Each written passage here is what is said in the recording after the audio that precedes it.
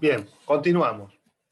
Bueno, vimos entonces la posibilidad de analizar el derecho a la protesta social desde al menos dos ángulos distintos, tres.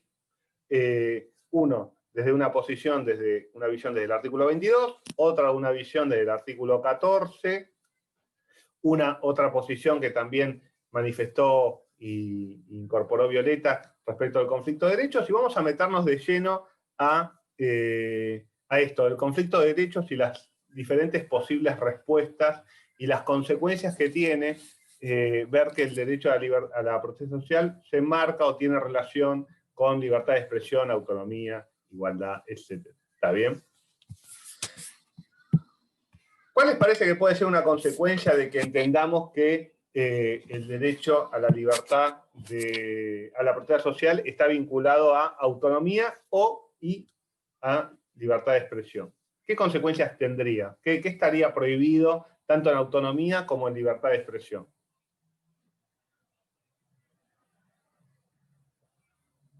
Y en autonomía con respecto a los daños. O sea, que no se, digamos, habíamos dicho lo de que alega que puedan haber daños a terceros, pero en referencia a que el Estado no puede dañar o no puede intervenir en las manifestaciones sociales, porque justamente es una manifestación de la autonomía, de las ideas de cada uno. Okay. Yo creo que, sí. que justamente referido a la autonomía podría intervenir siempre y cuando haya algún daño a tercero, algún tipo de violencia. Si no, no. Bien. Esto está bueno para que... Sí. Una cosa más, yo recuerdo del texto de Nino, por ejemplo, en una parte hablaba de que a veces el daño es muy menor comparado con la centralidad del acto en el plan de vida de la persona. Entonces, por ejemplo, si yo hago una protesta, digamos, no sé, porque no tengo para comer y al mismo tiempo hay, digamos, una persona que no estaría pudiendo circular y bueno, el daño es insignificante quizás comparado con la centralidad del acto del plan de vida. Bien, la verdad que todas las intervenciones muy inteligentes y denotan que hacen este esfuerzo de interrelacionar y que han estudiado. Algunas cosas, algunas precisiones. El principio, hay varias cosas. En autonomía, el principio de daño, recuerden siempre, ¿cuál es el objeto del principio de daño en la doctrina de Mill? En la doctrina de Mill el principio de daño no tiene muchas, como surgieron acá, muchas funciones. Una función primordial es garantizar un ámbito exento de la intervención de la democracia, del Estado, de los demás.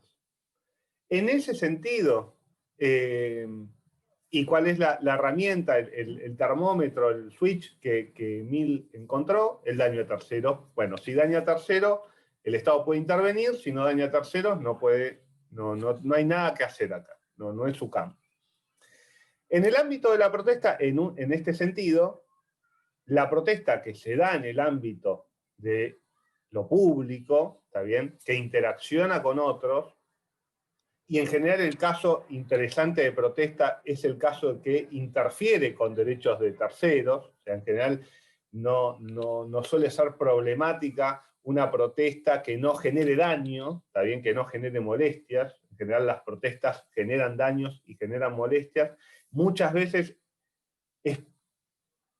hay veces que no es querido, está bien, y es un efecto, y hay otras veces que es parte del objeto de la protesta generar esos daños o esas molestias. Con lo cual, esa situación, la situación normal de protesta, generaría a la luz del principio de daño la posibilidad de interferencia del Estado. ¿Está bien? O sea, por eso estamos hablando de este tema acá.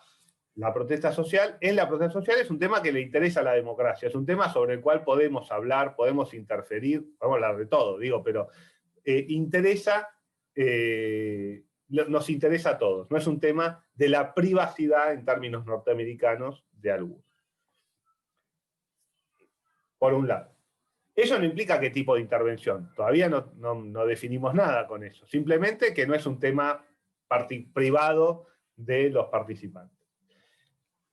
A su vez, el principio de autonomía, como está en juego, como la protesta es una expresión de la autonomía de los que participan, y a su vez tiene un efecto natural de expandir la autonomía de los demás, tanto de los propios como de los ajenos, el Estado tiene un Estado democrático y respetuoso de los derechos individuales, tiene ahí una preocupación en cuanto a, bueno, ahí hay algo que proteger. La autonomía personal es objeto de tutela por el derecho. Tampoco es neutral la Constitución respecto del principio de autonomía, sino que, bueno, si se afecta la autonomía, ahí nos están afectando algo central, así como cuando se afecta la democracia, y ahí el derecho tiene que intervenir.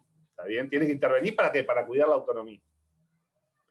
Con lo cual, la autonomía, ya para empezar, tiene estos dos juegos que hacer en protesta social. Por un lado, decir, bueno, vamos a discutir sobre esto, porque es un tema público, es un tema que nos interesa a todos. Por otro lado, bueno, si está involucrada la autonomía tanto de los participantes como de la sociedad en su conjunto, porque esto es parte de las posibilidades de efectivizar el autogobierno y a su vez las luchas generan ampliaciones de autonomía. Bueno, ahí, que es un enfoque que pretendo hacer en ese texto que tienen, ese borrador de autonomía y protesta social, creo que también en el otro, poner, bueno, acá se están jugando cosas muy importantes, aún para los derechos, no es solo en el campo de la democracia donde se juega el partido de la protesta. También, cuando vimos autonomía, vimos una característica del Estado liberal respecto de los planes de vida. ¿Cuál era? ¿Qué no podía hacer el Estado respecto de los planes de vida de los individuos? Intervenir, cambiarlos, oprimirlos, hacer que sean según una... o sea, que los planes de vida no sean según los que quiera el Estado, sino que las personas puedan desenvolverse por sí mismas. O sea, siempre esto de que no causen daños a terceros, pero que el Estado no intervenga en estas situaciones de oprimir los planes centrales de vida y que accione para que los planes centrales de vida puedan ser estables o que la gente pueda acceder a los distintos recursos para que los planes de vida puedan ser exitosos. Está bien, Violeta, pero hay una parte de lo que dijiste que va más al punto. ¿Alguien podría precisar lo que dijo Violeta en cuanto a lo que yo estoy queriendo preguntar? ¿Alguien? No sé si se me interpreta, porque hay veces que los docentes hacemos preguntas y nos entendemos nosotros solos, ¿está bien? Bien, Benítez, Fermín, exacto. El Estado debe ser neutral respecto de los proyectos. O sea, no puede decir este proyecto de vida es válido, este proyecto de vida es inválido. ¿Está bien? Y esto también juega de la misma manera en el Estado respecto a la libertad de expresión. ¿En qué sentido? ¿A alguien se le ocurre? Que no puede regular el contenido de lo que se va a expresar o el contenido de lo que se va a protestar, por ejemplo, en una huelga, en una manifestación. Muy bien. Las regulaciones de contenido, tanto en autonomía como en libertad de expresión, en principio son inválidas. Vimos Owen Fish y algunos plantean, no, hay algunas regulaciones de contenido, los discursos de odio, bueno, que se acuerdan que discutimos un montón, algunos les cierra, otros no, bueno, pero está en discusión, pero todos estamos de acuerdo en que si vamos a prohibir que alguien hable por lo que va a decir, eso es censura previa. ¿Está bien? Y la censura previa está prohibida. Entonces, si nosotros vamos a regular expresiones por contenido, es el típico caso de libro de regulación prohibida. ¿Está bien? ¿Por qué? Porque afecta a la libertad de expresión claramente. Si yo solo voy a permitir un tipo de expresiones y voy a prohibir otras, afecto a la esencia, si es que eso existe, de la libertad de expresión. ¿Me siguen? Entonces, en el ámbito de autonomía también, si yo no puedo juzgar la validez del plan, que es el principio básico de liberal del principio de autonomía. ¿Está bien? Yo no puedo prohibir planes de vida, no puedo censurar planes de vida, no puedo decir que el plan de vida X es incorrecto y por eso lo voy a interferir, sino que la razón de la interferencia es el daño a terceros, ¿está bien? No si el plan es bueno o malo. Esto me va a jugar también en cuanto a si en las protestas se está jugando libertad de expresión y se está jugando autonomía, ¿qué no va a poder hacer el Estado?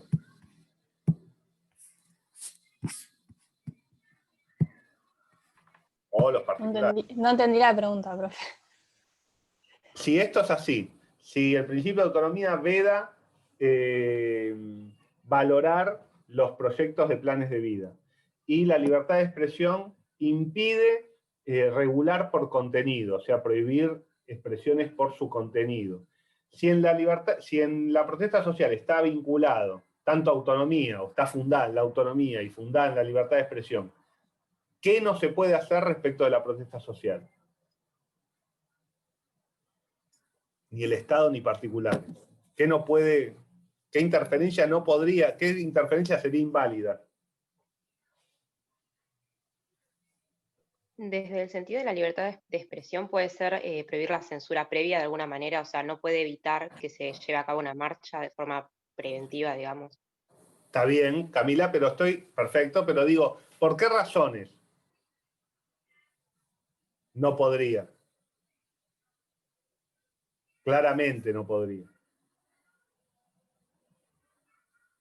¿No sería un poco lo que dijimos? O sea, de contenido, de qué se está reclamando.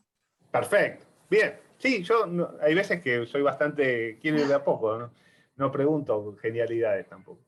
Bien, entonces, en temas de protesta social, las regulaciones de contenido, o sea, permitir una marcha o no permitirla, permitir una manifestación o no permitirla, por lo que expresa esa manifestación, o por lo que dice, o por lo que piensan, o por quienes son los que se manifiestan, es inválido.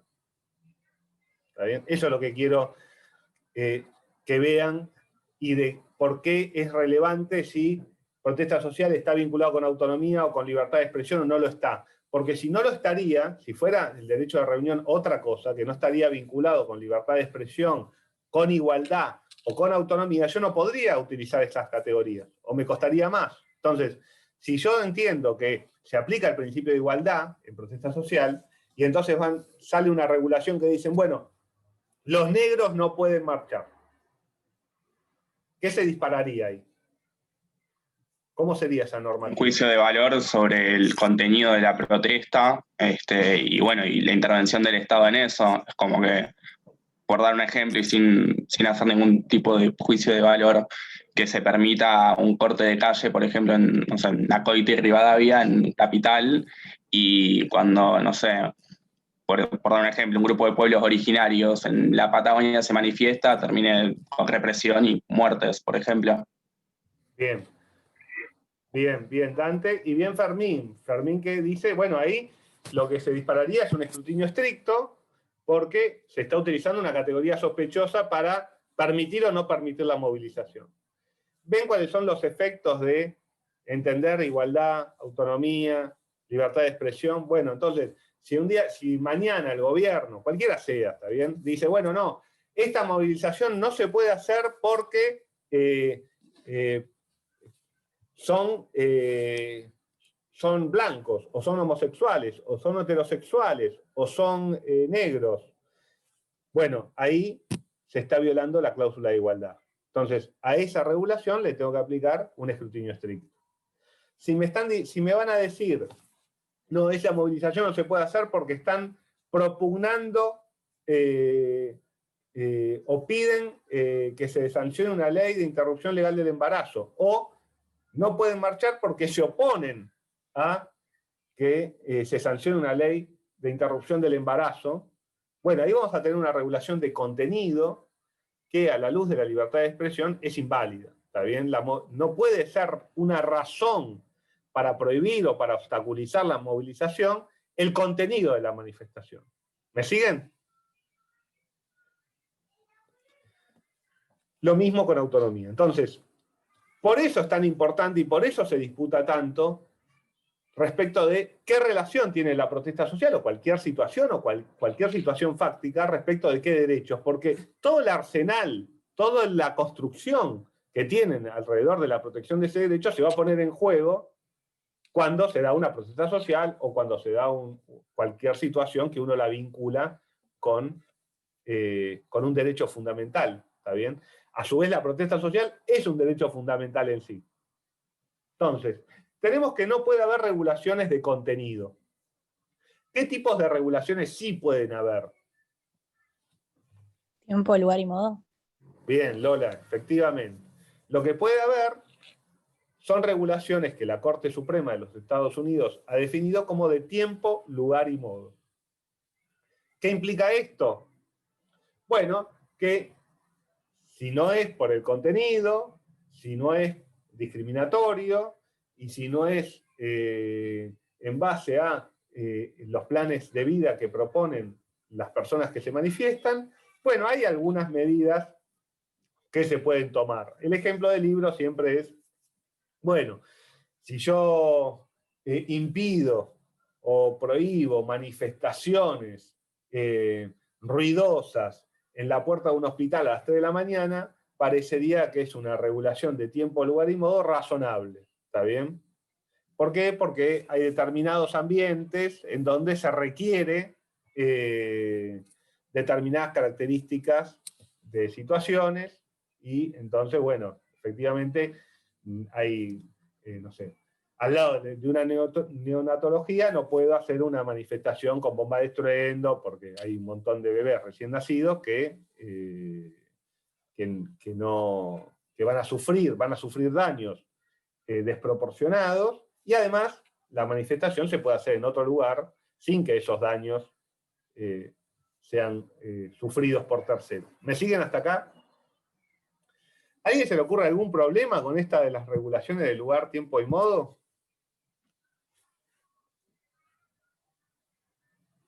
El abuso de poder por parte de la policía, por ejemplo.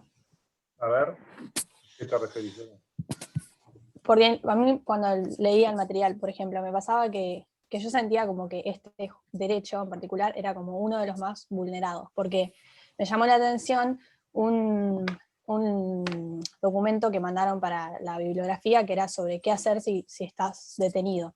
Uh-huh. Y después por otro lado dije, bueno, por algo será que en este derecho nos mandan algo así, porque digo, ¿cuántas veces vimos represiones en un montón de manifestaciones que quizás ni siquiera había algún tipo, no sé, de necesidad de que regulen el tiempo, lugar y modo, y sin embargo lo pueden usar como excusa para reprimir y terminar deteniendo gente que quizás no era necesario, digo. Uh-huh. Bien, Lola. Ahí Fermín, ¿tenés micrófono? Sí, tengo micrófono. Gracias por hablar. ¿Podés expresar lo que ponías en el chat? No, yo creo que si de cierta forma se focaliza la atención de las regulaciones de tiempo, lugar y modo a determinados grupos y se les sostiene estándares o exigencias más elevados, son maneras de obstaculizar de cierta forma su manifestación, sobre todo si se hace sobre una base de desigualdad, se obstaculiza más a algunos grupos que a otros, y eso constituye, digamos, una forma de censurar el contenido de las manifestaciones de manera directa, se usa como excusa. Bien, bueno, en el mismo sentido de que lo manifestaba Lola, efectivamente, las regulaciones de tiempo, lugar y modo, que en principio son aceptables, debemos tener un poco de cuidado también con las regulaciones de tiempo, lugar y modo. ¿Por qué? Primero hay que ver si las regulaciones de tiempo, lugar y modo, como bien dice Fermín y como también manifestaba Lola, no encubren regulaciones de contenido. Por ejemplo, si yo le impongo a un grupo desaventajado determinadas modalidades de protesta, bueno, es probable que le impida realizar esa protesta. Un caso de libro es el que lo tiene en el material de la jurisprudencia de los Estados Unidos. Una regulación de tiempo, lugar y modo era, bueno, no pueden ensuciar la calle, ¿está bien? Si ustedes ensucian la calle, no me importa el contenido, pero no pueden ensuciar. Entonces, si ensucian, la protesta puede ser intervenida y prohibida. Entonces, ¿qué dijo la Corte Suprema de los Estados Unidos? Dijo, no, miren, si ustedes imponen ese tipo de regulación... Perdón, ¿dónde se trabó? Nico, perdón, se cortó el audio. ¿En dónde se cortó? Donde dijiste, si ustedes ensucian la calle, y se trabó. Bien, entonces la regulación era, ustedes ensucian la calle, la protesta debe ser limpia, deben dejar limpia la calle, no pueden ensuciar. No es una regulación de contenido, no me importa lo que digan, lo que dicen, no me importa quiénes son, pero tiene que estar limpia la calle. Entonces, si ustedes ensucian, por ejemplo, con papeles, ustedes reparten panfletos y la gente los tira en la calle y eso ensucia, bueno, la protesta no puede ser llevada a cabo. Bueno, la Corte Suprema de los Estados Unidos lo que dijo, no, miren, en esa regulación lo que está imponiendo es una restricción indebida a la protesta, a la posibilidad de manifestarse de parte de grupos que no tienen la posibilidad de emitir mensajes por los medios de comunicación, y lo que pueden hacer es entregar panfletos a la gente que pasa, y bueno, la gente que pasa los tira, y si yo no le permito siquiera entregar un papel en la vía pública a las personas que pasan, bueno, no les estoy quitando toda forma de expresión y de participación a esta población. Entonces, hay determinados efectos, ¿está bien?, que generan las protestas que son consustanciales con las protestas y que deben ser tolerados, ¿está bien? No implica un daño grave a los bienes públicos que se tiren papeles en el piso. Entonces, ese tipo de regulación, que en principio parece neutral, aplicado a un caso concreto, no es neutral. Como cuando, por ejemplo, se dice, en el 2014 hubo varios proyectos de ley para regular protestas sociales. Uno de los proyectos, que además esto se dice mucho en los medios, dice, bueno, armémosle un protestódromo. Entonces, ponemos un estadio, por ejemplo, no sé, te llevan a la cancha de Vélez, te ponen equipos de audio, video, ¿está bien? Y entonces protesten ahí, ¿está bien? Le damos todos los elementos, pueden estar cómodos, protestan ahí y no generan problemas en el tránsito, no están molestando en las plazas, ¿está bien?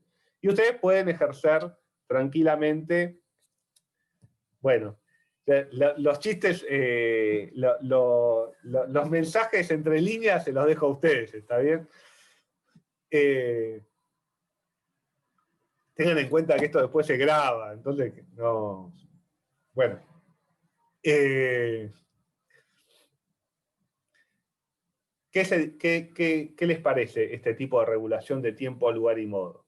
¿Qué ha dicho la jurisprudencia respecto de este tipo de iniciativas? De vuelta, digo, a mí me gusta tomar la Corte Suprema de los Estados Unidos porque nadie puede llegar a decir que es una corte o un tribunal de izquierda o cualquier cosa similar, ¿está bien?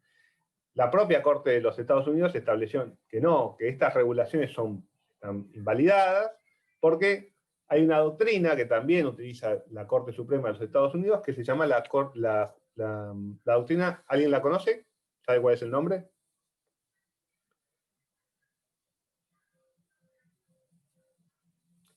La doctrina del foro público, ¿está bien?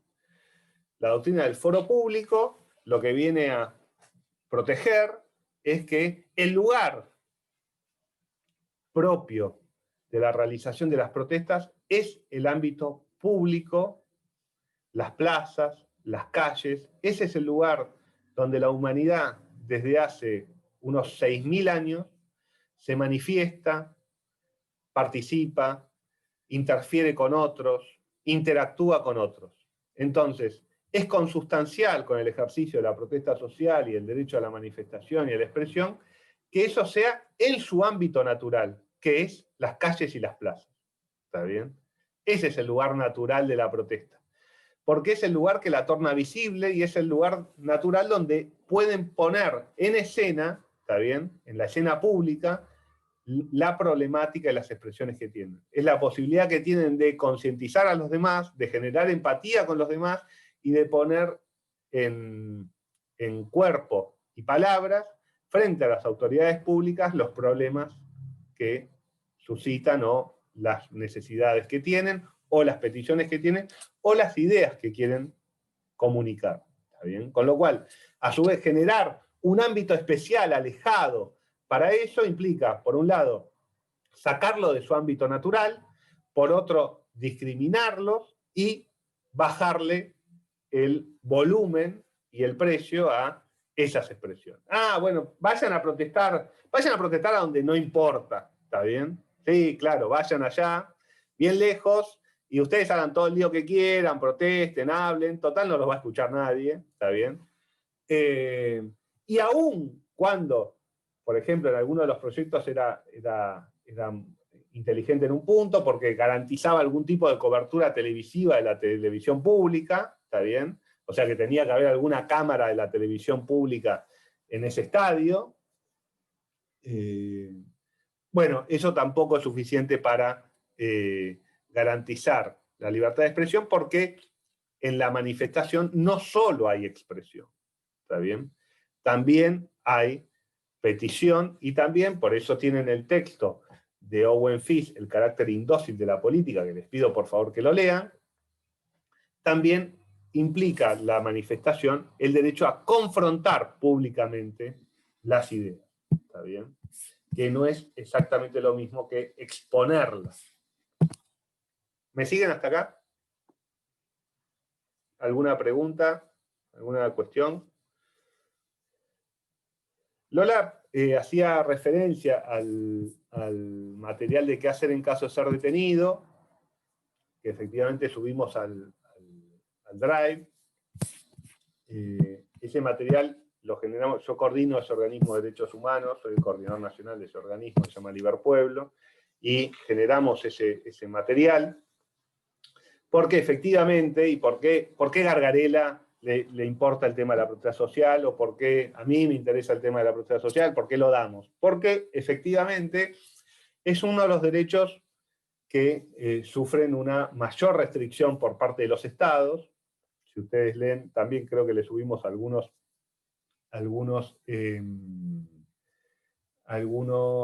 materiales del relator especial sobre libertad de manifestación y derecho de reunión. ¿Por qué? Porque las protestas son molestas, ¿está bien? Y en general además expresan la voluntad de sujetos, de colectivos que se oponen a los gobiernos de turno. Por ejemplo, hoy los grupos anti-cuarentena, o los grupos que se oponen a la política del gobierno nacional. Antes, los grupos que se oponían a la política del gobierno nacional anterior, y antes los que se oponían a la política nacional del gobierno anterior.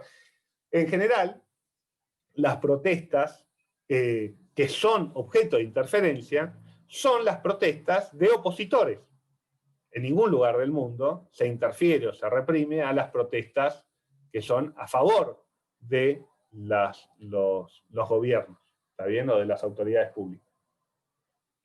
Salvo que haya algún tipo de problema muy grave, ¿está bien? De un conflicto político muy grande o de conflictos interjurisdiccionales, quizás, no sé, una protesta en favor del gobierno nacional que es reprimida por la policía de la ciudad, digo por poner un ejemplo que podría ocurrir, pero en general, las manifestaciones que son reprimidas son manifestaciones de tinte político opositor al gobierno de turno, Las personas que son criminalizadas, por ejemplo, Marina Schifrin era una maestra, se criminaliza especialmente a las personas que el sistema político, el sistema judicial detecta que son de alguna manera la voz cantante o los representantes de las personas que se manifiestan, ¿está bien?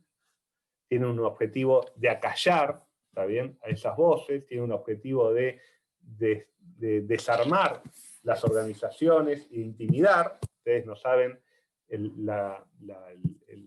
los efectos psicológicos, familiares, que tiene tener una causa penal abierta, ¿está bien?, por participar en un evento en favor de, en general, ideas o intereses colectivos, porque en general no es que uno participa de esas movilizaciones pidiendo que le paguen con un interés propio, a menos de que lo puede tener, ¿está bien? Con lo cual, efectivamente, nosotros le damos ese material y nos interesa el tema porque la movilización, la protesta social, es objeto de criminalización. También los índices de criminalización de protesta social en este año han bajado, porque además no han habido casi protestas. Las protestas que han habido no han sido reprimidas, salvo la protesta que, por lo menos en el ámbito de la ciudad de Buenos Aires, que se hizo con ocasión del aniversario de la desaparición de Santiago Maldonado, ¿está bien? Que se acuerdan que fue reprimida una protesta muy chiquita sobre la calle Corrientes. Pero en el gobierno anterior hubo un gran aumento, por ejemplo, de la represión de las protestas. No sé si se acuerdan los hechos de diciembre del 2017, la reforma previsional, después las represiones cuando se sancionó el presupuesto en octubre del 2018, o las represiones a la marcha del 8M de los derechos de la mujer en el 2016, 2017, las represiones a las manifestaciones que exigían la aparición con vida de Santiago Maldonado en el 2017. Bueno, y eso también ocurría en gobiernos anteriores. También la cantidad de personas que son criminalizadas por el sistema judicial, como Marina Schifrin, ¿está bien? Son miles de casos de causas penales que se abren cuando hay una movilización, y en general son causas penales que se abren contra los cabecillas, contra el que habla, el que aparece en el micrófono, ¿está bien? Y se lo acusa de haber dirigido a todos los demás. Me acuerdo que, de hecho, un defendido mío, que era un delegado de la empresa Terrabuzzi, por esa huelga que se hizo en el 2009, ustedes eran muy chicos, se tomó la fábrica durante 38 días, lo acusaban, por ejemplo, les cuento cómo se maneja, ¿no? Lo acusaban de, qué manera de hablar, hubo una reunión en el Ministerio de Trabajo en el marco de ese conflicto, y entonces los convocaron a los miembros de la comisión interna. Entonces fueron los miembros de la comisión interna y fueron acompañados por manifestantes, trabajadores, gente que se quiso acercar. Y entonces lo acusaban a Ramón Bogado, se llamaba el jefe de la comisión interna, de haber colocado sobre la vía pública, como si fueran conos, a 500 personas para interrumpir el tránsito. Él estaba en el quinto piso del Ministerio de Trabajo negociando, era un simple trabajador, y sin embargo lo acusaban de haber colocado, casi como si fuera un coronel de un ejército, a 500 personas sobre la vía pública. Bueno, por eso es que le damos ese material, espero que le sirva. Ahora con habeas corpus algo vamos a ver del material también de qué hacer en caso de ser detenido.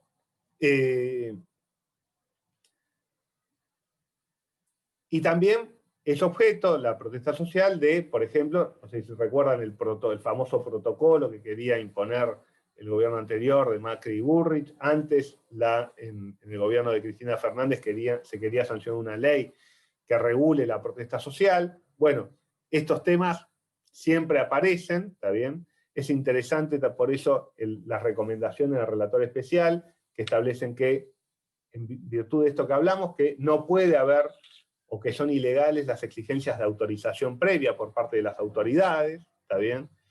Que las movilizaciones deben ser protegidas por los organismos del Estado, no deben ser reprimidas, que no deben ser objeto de represalias las personas que aparezcan como organizadoras, ni tienen que ser responsabilizadas por los hechos que hagan quienes se manifiesten en esas manifestaciones, que en todo caso puede exigirse o pedirse un aviso previo, siempre y cuando ese aviso en realidad no implique un pedido de autorización encubierto o no implique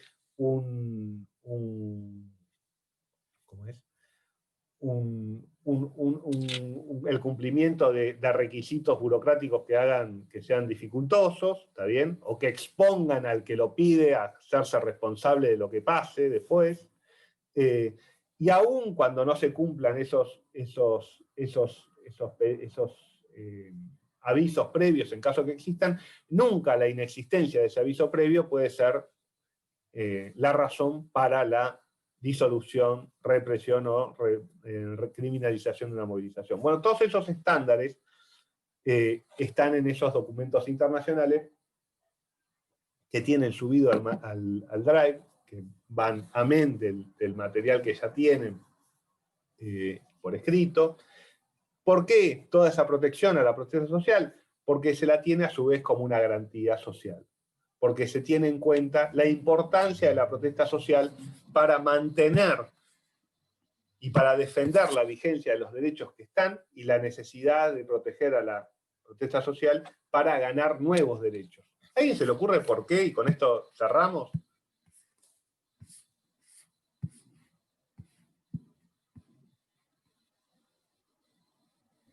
¿No tiene que ver un poco con la deliberación pública, o sea, con hacerse escuchar, tipo todo esto de que los grupos minoritarios quizás son los menos escuchados y los menos representados, entonces mediante derechos como estos, por ejemplo, lo que hacen es que el gobierno los pueda escuchar o que el Estado los pueda escuchar, y entonces así hacer intentar de luchar porque se garanticen sus derechos? Totalmente, Violeta, totalmente. ¿Y qué más? Perfecto. Un argumento democrático 100%. ¿A alguien se le ocurre alguno más? Hay algunos que están callados hoy, o calladas.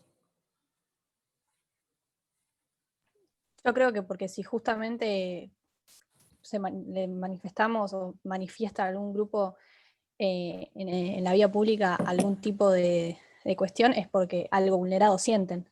Entonces, nada, para garantizar, justamente lo que dijiste, es una garantía, o sea, para garantizar que sus derechos se amplíen o no se dejen de vulnerar, básicamente. Totalmente, Lola. Y además, porque en la base de nuestro sistema nace de esta manera. La protesta social es, si quieren, un hijo, un nieto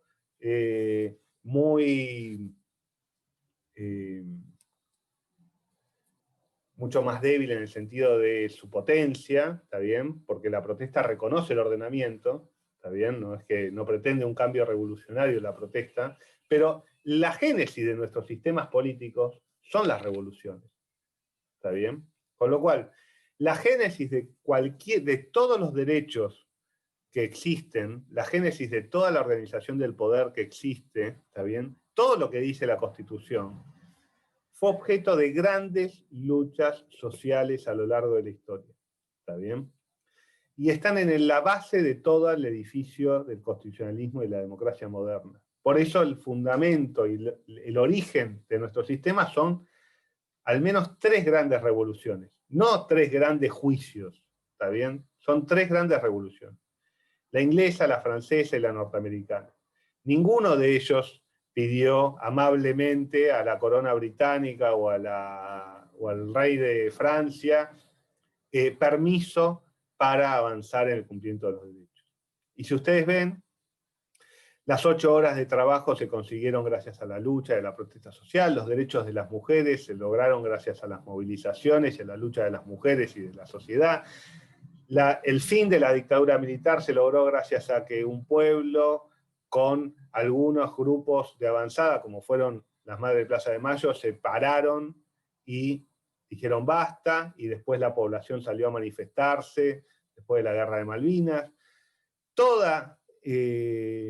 Hubieron huelgas a su vez durante la última dictadura también, como la gran huelga ferroviaria del 3 de noviembre, de ayer y de hoy, hace 44 años, fue la primera huelga contra la dictadura militar.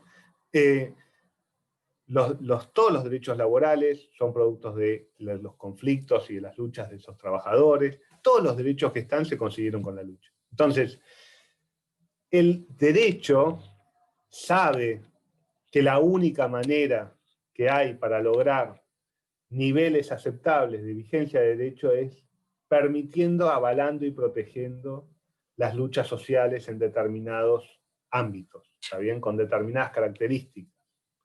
Hay un autor que se llama von Jhering, que escribió una obra muy importante que se llama La lucha por el derecho, que justamente plantea esto. Dice, el derecho es fuerza, el derecho es si hay un pueblo y ciudadanos, ciudadanas, personas que están dispuestas a pelear por la vigencia de ese derecho. El derecho, si no, es papel y letras, no existe, ¿está bien? Es algo que no tiene realidad. Entonces, como el derecho conoce, el constituyente sabe que necesita fuerza viva para mantener la vigencia del sistema y la circulación de la democracia, es que es tan necesaria el amparo y la protección y la promoción de la protesta social. Obviamente con determinados límites.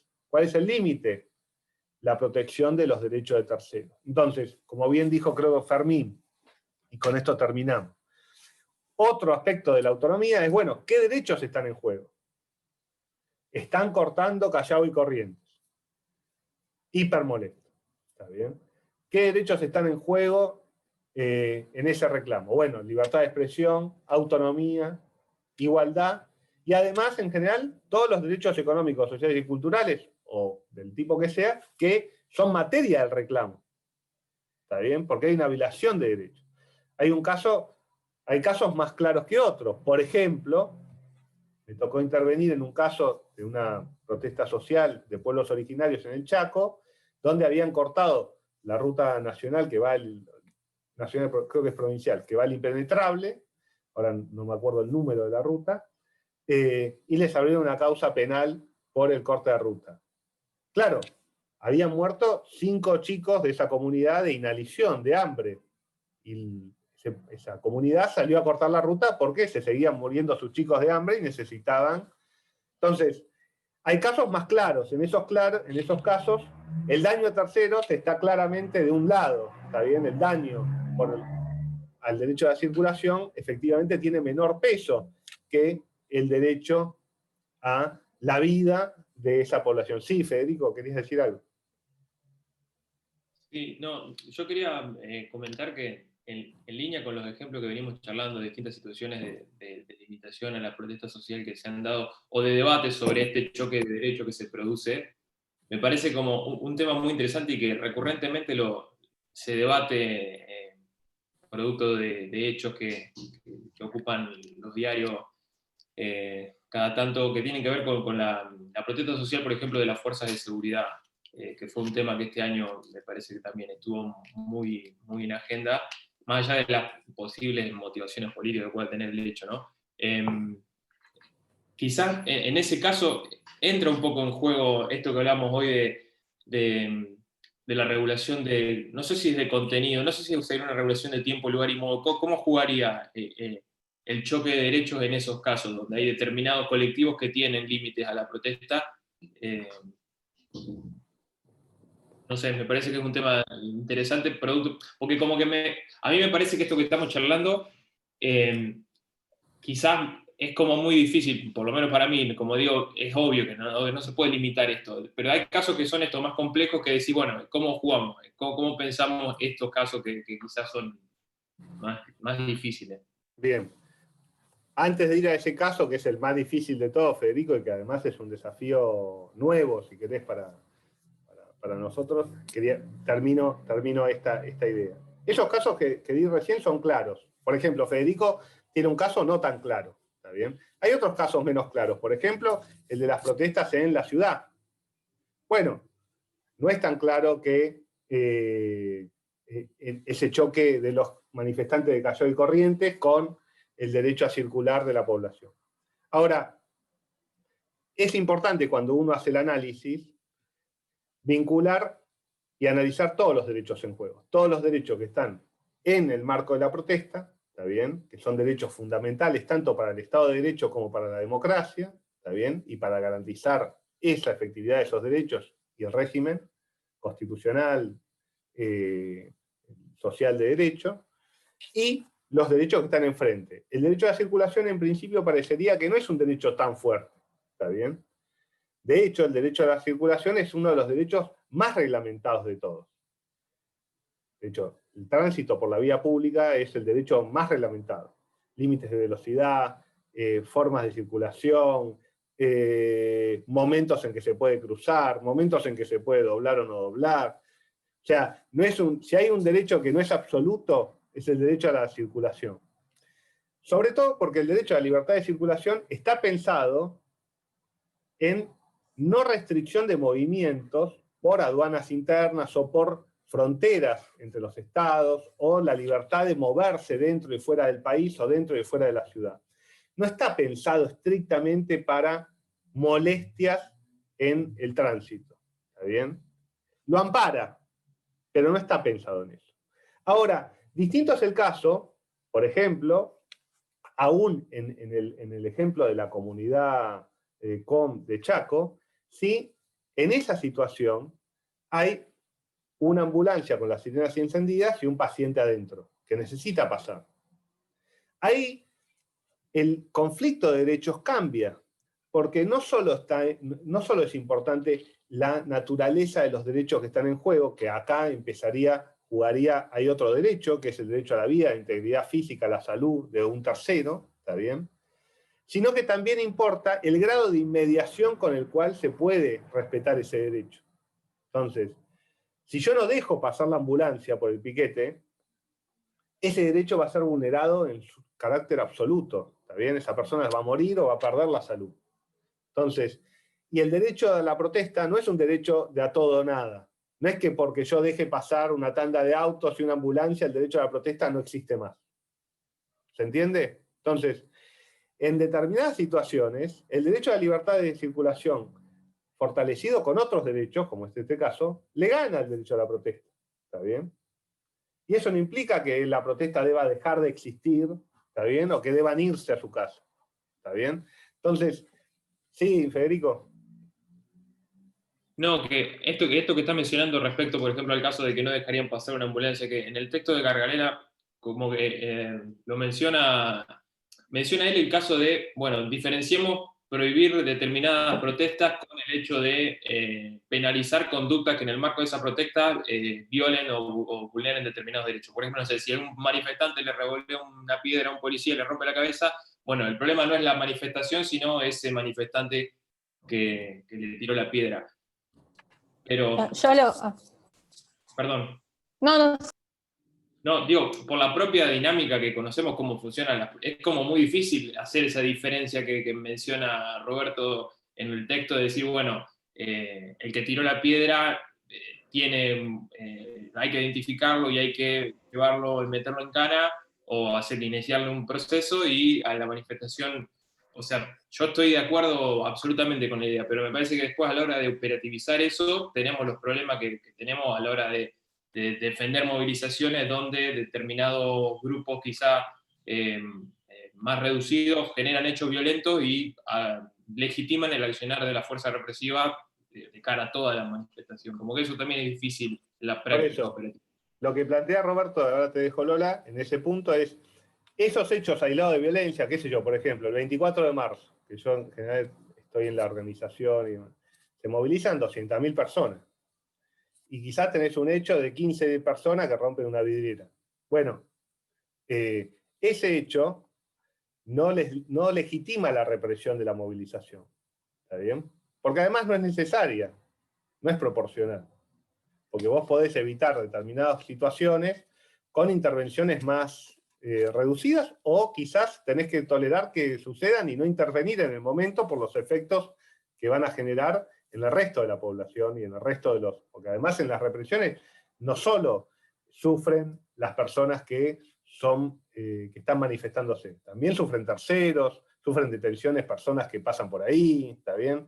las personas que viven en los edificios, que le llegan los gases lacrimógenos. O sea, no es una conducta tampoco focalizada, con lo cual, cuando el Estado interviene en forma violenta, tiene que haber muy buenas razones, tiene que ser la última posibilidad de actuación para defender un derecho. ¿Está bien?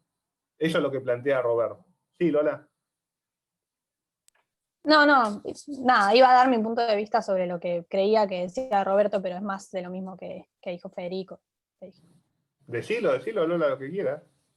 No, yo había entendido que lo que hace es justamente diferenciar esas regulaciones de contenido y las regulaciones de tiempo, lugar y modo, porque dice, sí, bueno, si hay un hecho violento por una persona, 2 personas, 3, que es un mínimo de la cantidad de personas que están manifestando algo, obviamente deben ser deben ser como intervenidas, por supuesto, pero eso no tiene que ser como una excusa para reprimir toda la huelga o para también decir que está mal por lo que están reclamando y demás, pero es básicamente lo que dijiste vos recién. Bien, respecto del planteo de Federico, que pone el dedo en la llaga con el tema de la protesta policial. A ver, los organismos estatales armados, como son las Fuerzas Armadas y las policías, tienen regulaciones especiales respecto de ejercicio de libertad de expresión y de derecho a huelga. ¿Está bien? A su vez está diferenciada la situación de las Fuerzas Armadas de las Fuerzas de Seguridad. En Fuerzas Armadas el derecho a la libertad de expresión y derecho a huelga es mucho más reducido, ¿está bien? ¿Por qué? Porque cumple una función propia de la Constitución de custodiar la soberanía nacional y tiene una función mucho más consustancial con la vigencia de la Constitución. Y además tiene una tradición distinta, y bueno, en la historia argentina han sido los promotores de los distintos golpes de Estado que se han dado, también eso tiene una importancia central.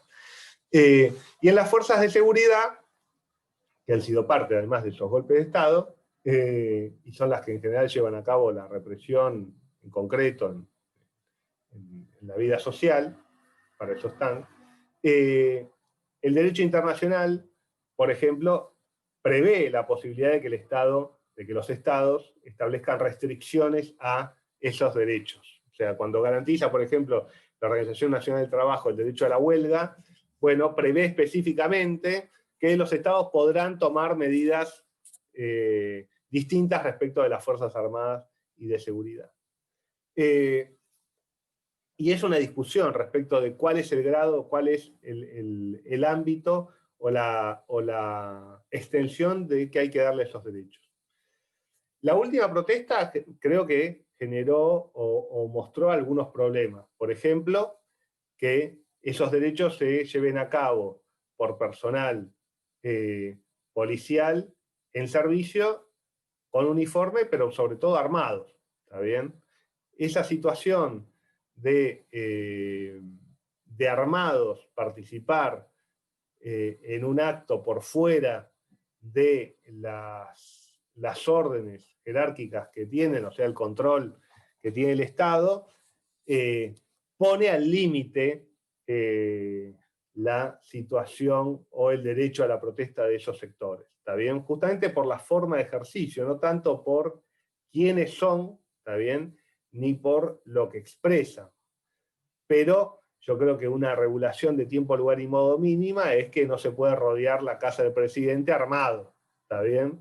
O sea, si lo hubiera hecho cualquier otro grupo, hubiera sido reprimido bestialmente. O sea, si un grupo desocupado hubiera rodeado la Quinta de Olivos con palos, no con armas, no hubiera sido tolerado. Entonces, creo que ahí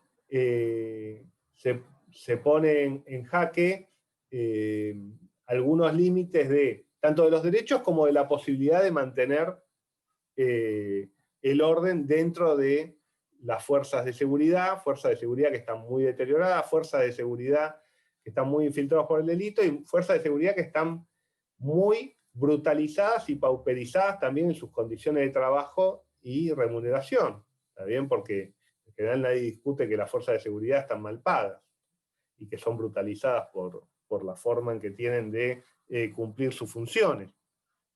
Igual que el servicio penitenciario, ¿está bien? Entonces, lo que necesitamos como democracia es una mejor policía, menos brutalizada, más profesional, mejor paga. También necesitamos médicos mejor pagos, enfermeros mejor pagos, maestros mejor pagos, ¿está bien? Con lo cual, es una situación muy delicada. Yo creo que la protesta policial excedió los límites